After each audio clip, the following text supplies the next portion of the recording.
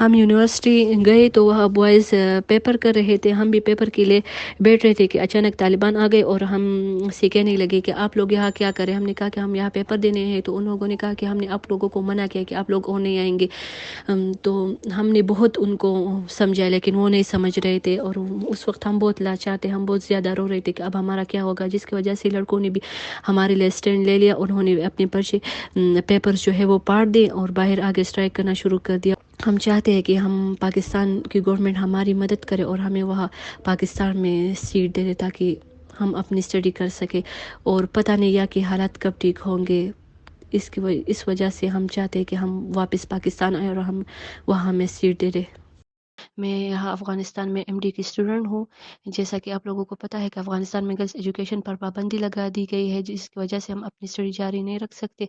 میں یہاں پر بہت مشکلوں سے آئی ہوں، ہمارے بہت پیسے ضائع ہوئے ہیں، ہمارے گھر کے مالی حالات بھی اتنے اچھے نہیں ہے کہ مجھے پاکستان میں پڑھا سکے. میری پاکستان کی گورنمنٹ سے اپیل کرتی ہوں کہ ہماری مدد کی جائے اور ہمیں پاکستان میں گورنمنٹ سیٹ دی جائے تاکہ ہم اپنی اسٹڈی جاری رکھ سکیں.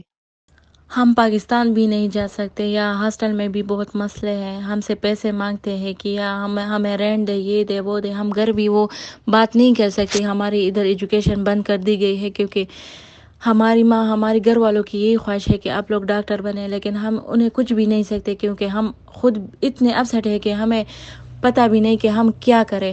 ہم بہت زیادہ پریشان ہیں.